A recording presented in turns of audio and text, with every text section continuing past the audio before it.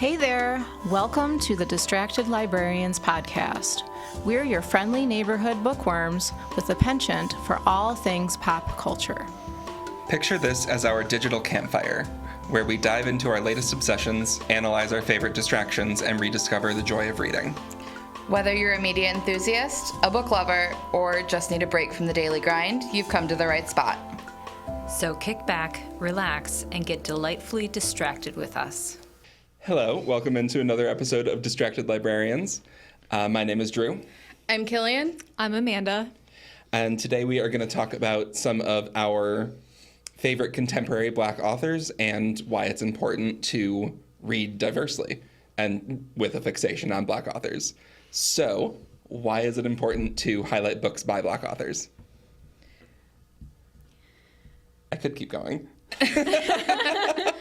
Well, it's one of my favorite things about books is being able to read stories from different people and different perspectives and kind of figure out how other people in the world see the world, getting outside of my own perspective. I think that is really important because when I'm choosing books for myself, it is not a very diverse list until I choose to actively pursue it, which is probably something that I need to work on as well.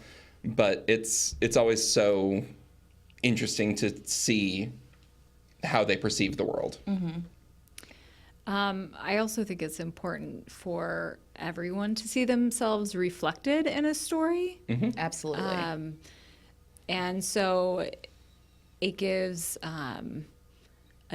possibly a different perspective, or even just a perspective that is one where a kid can see themselves in that character. So I think it's very, very important to always have Black authors highlighted, as well as, like you said, diversity in general in the collection and in stories. Also, just speaking as librarians, we need to have a very diverse repertoire of titles that we, at the very least, know about and at the most can recommend to anyone coming up to the desk who is looking for stories that they could see themselves in or stories that are representative of their experiences. We need that broad base. Yeah, not every person who comes up to the desk is looking for books that are my personal taste or your personal taste. So, it makes sense for us to keep track of the things that are out there by different people for different people so that we can help every reader find their book.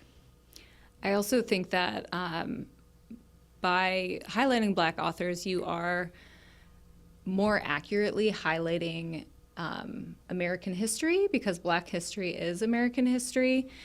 And so, you're not going to get the whole story if you aren't including the stories of Black authors. So on many, many levels, I think it's a great way to, get that accurate history of, specifically in the U.S., but of course across the world. There's also something that's so interesting about looking into Black authors or Indigenous authors or Muslim authors or what have you, because they're still going to span every genre. Every time that I've gone looking for a Black author to read because I haven't in a month or two or whatever, I can always find something still within the range of titles that I would otherwise be interested in. So, I have no plan. So there are a lot of the classic titles that get talked about, and those are the ones that come up in school curriculums, the James Baldwins, the Toni Morrisons of the world. I remember being a huge fan of Beloved when I was in high school. It was the one that they had me read from that set, that and I want to say Black Boy by Richard Wright. Yes. Yep. Yeah, I know my American Lit class, we read Their Eyes Were Watching God by Zora Neale Hurston, and I remember enjoying that one when we read it. I couldn't tell you much about it now anymore. We've talked about my aversion to classics on this podcast, though. We sure have. Which I think is why we, for the next several minutes, are going to focus more on the contemporary side of things, the ones that we were more likely to have read in more recent years, titles that we found that may speak to the Black experience or may just have been written by Black authors. What are some of your favorites? In looking for books to book talk several years back, I found the book Genesis Begins Again by Alicia D. Williams. And the author was born in Detroit and is now in North Carolina. But Genesis Begins Again was her debut novel. And she pulls on those experiences living in Detroit to write about a Black girl living in Detroit and dealing with a lot of the things that Black girls, but also like any kids living in Detroit might encounter. And I think that it gives you a really interesting insight into some things that will affect the main character because she is a Black girl, but also that affect the kids around her in her school who aren't Black, who those are the experiences of childhood. And it was just really well written and very easy to read, even though the topics in this book are not easy. And so that's one that I will often recommend when kids are like, I am looking for something set in Michigan, or I am looking for something that is realistic fiction, making sure that that is in my list of things to recommend just because I really enjoyed it. It was a contender for a lot of awards, so it has like that stamp of approval if that means something to you. And yeah, that's one of my favorites. So one of my favorite authors in general is Jesmyn Ward. So she wrote her memoir, The Men We Reap. She also did Sing Unburied Sing, which was a 2017 National Book Award winner. And when you read her writing, I feel like she is channeling something. It's very poetic, it's lyrical. Specifically, Sing Unburied Sing was like haunting, and it dealt with issues of generational trauma and also some literal ghosts. And reading her writing is a bit of like a spiritual experience. I didn't actually know this until I looked it up, but Sing Unburied Sing is the third book in sort of like a loose trilogy. Oh. Starting with her first novel, which was Where the Line Bleeds, which I have unfortunately not read, but I want to go back and read it now. And then followed by Salvage the Bones. I also didn't know this until I was looking, sort of revisiting her. She was a 2017 MacArthur Genius Grant winner. And her most recent book is Let Us Descend. So highly recommend her. I actually featured Sing Unburied Sing for a book club. And it was not well received. I think if you are someone who like loves literary books that are going to use experimental writing styles or a lot of symbolism, she is for you. If you are someone who wants like a happy ending, I mean, the subjects she deals with are definitely the generational effects of racism and slavery in the United States, which is a really tough topic, I think, for some people to think about. But I think it's also why she's so important and why writing about these things is important, so that people can get a view that is really personal, because you're delving into a specific character and you're getting details on what their life is like. So she's high on my list. Well, one of my favorite reads of 2024 that I would have gone off the deep end talking about in our Best of 2024 episode if it hadn't been a 23 publication date was Chain Gang All-Stars by Nana Kwame Adjei. I think I have talked about it here before at some point, but it's so good. It's a mashup of the U.S. prison industrial complex and reality TV. So it gives inmates who are in prison for at least 25 years for violent offenses the chance to enter into these like death matches, like gladiator type battles, to eventually earn their freedom.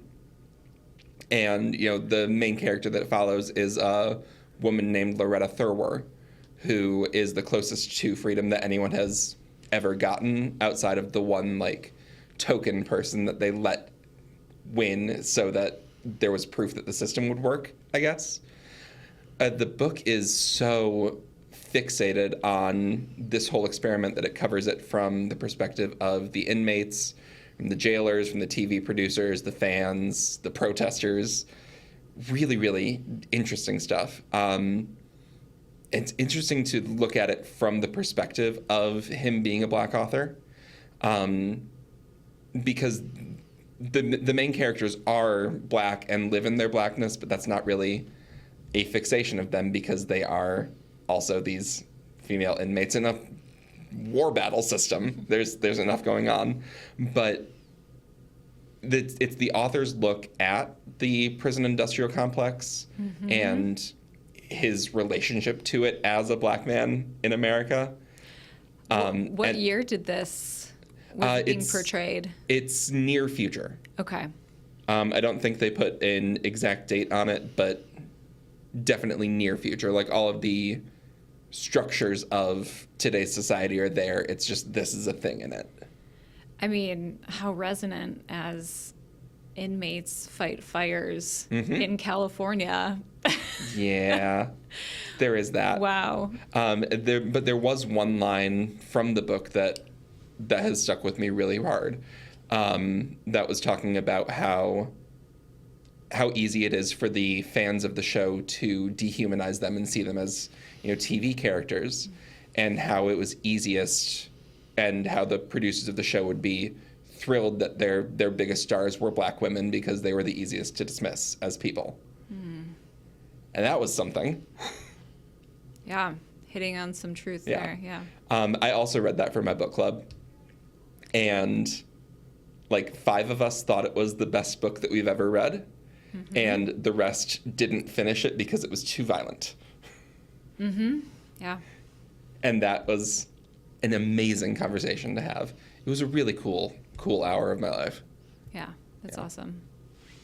Don't mind me. I'm just adding books to my TBR as we talk. It's fine. That's how it should be. Another one I loved is Charmaine Wilkerson's Black Cake. So that has gotten a lot of hype lately, especially because, I mean, it's a great book, but also it was made into a series on Hulu. So if you want to jump straight to the series, I haven't seen the series yet, but it follows a family from the Caribbean to England to the United States. So you have these different generations. And it focuses on African diaspora, and specifically Black cake being a traditional Caribbean cake that was significant to one of the characters, and sort of how food can be a way to transfer culture and stories. Super enjoyable read, pulls you through in the author's writing style. And now she has a new book out called Good Dirt, which I'm excited to read as well. The other thing that I actually really want to watch the Hulu series is because it focuses on characters that are open ocean long distance swimmers, which sounds like the most terrifying thing to me ever. It sure does. Yeah. And to be able to see a visual component of that, I can just imagine expanses of beautiful ocean with sunlight hitting the waves, and I think it's going to be a really good series. I'm horrified for the people who swim the English Channel, and that's bordered. Yes. I'm going to come back to another kids one, and I'm going to kind of start going towards some genre things. Yes. Because that's what I read. I am a genre fiction girl through and through. Books that came out of nowhere, and I say this like I've read the ones that have come out since, and I haven't, because, again, I struggle to read sometimes in general, just sitting down and actually doing it. But the Amari and the Night Brothers series by B.B. Alston, when the first book came out and I picked that book up, I could not put it down. And it is like the top contender on my list of books for books that are like a certain other series that I don't recommend anymore with A Magical School. So it's about this girl who finds out that there is this whole other world kind of parallel to ours that has all of this magic and technology that ours does not have, and that her brother was very, very involved in it, and that's why he was gone a lot. And then that he's now disappeared. He's now missing. So she decides that she's going to go in and figure out how to get him back, because he is one of the most important people in her world. And going in, she finds out some things about herself that kind of set her at odds with this world that she's found herself in. But also, like, people want to support her, but also people want to bring her down type of thing, which I think feels very part of that Black experience, with people wanting to put Black people on a pedestal in one way, but also not let them succeed type of thing. So seeing kind of how that's at play in the first book. I have the second book. I believe the third book has come out now. So many people who I've recommended this book to and given them the first book as a gift and that sort of thing have raced through it, and they're like, oh my gosh, I want to talk to you about it. And I'm like, I haven't gotten to it yet. Sorry. So it's books 2 and 3 are on my list, but it is a really great example of genre fiction, storytelling, and bringing all of those things that we love about genre fiction, and while also addressing like issues in our world. That is one of the funniest patron interactions, where I'll give like a book 1 that I loved, and then they'll come back, I'm on book 7. What are your thoughts? I'm like, I did not read past book 1. There yet. I'm so sorry. I had so many other things I had to read too. In the category of genre fiction, one of my other favorites was a YA romance by Julian Winters called As You Walk On By. It's a really cute story. It's at a house party that this kid's high school friends are throwing. And he's very antisocial, introverted. So about halfway through the party, he retreats to one of the bedrooms and just hangs out in there to decompress. And the vast majority of the book is just his interactions with the people who walk by the room that he's in. And like he has these little snippets of moments with them. And his crush is there, of course. And they have their little flirty moments. Shockingly, he keeps coming to walk by the room over and over. It's just a really, really cute teen book. I don't read enough teen romances anymore. I told myself that I'd never let myself age out of that range. And then it started happening. And Yeah. Was it aging out, or were you expanding into other type of books? 6 in one, half dozen in the other. Yeah. YA obviously covers a large range of ages for protagonists. And the books that are written for the like 12 to 15 range are harder for me now in ways that the like 16 to 18 crowd aren't. Yeah. But you never quite know until you get into it which range is going to be written for. So that's always fun. I've found that a couple of books that were written for more of your almost tween 12-year-olds were some of the most charming ones. But yeah. So we can talk about, now that we've talked about some of our favorite contemporaries, we can talk about some of the common themes that exist in Black literature. We've mentioned, Black excellence and Black joy several times, but there are also the negatives that they are unfortunately more able than others to portray in the racism and systemic issues of the world. Of course, and I think that's, again, another reason why reading from Black authors is so important, because you're going to get a firsthand experience or a perspective and be able to speak about it intelligently. I don't know when the term microaggressions came into the public vernacular, but that was something that I think that a Black person introduced and had to sort of explain it to the general public and be like, this is what this is. And I think that it was maybe I'm sure being portrayed in books, but it was one of those things where you don't get it if you aren't in that body and in that experience. So being able to see racism through the lens of a Black person is an essential thing. And I think a narrative form like a novel is a great way to explain that and portray that. Yeah.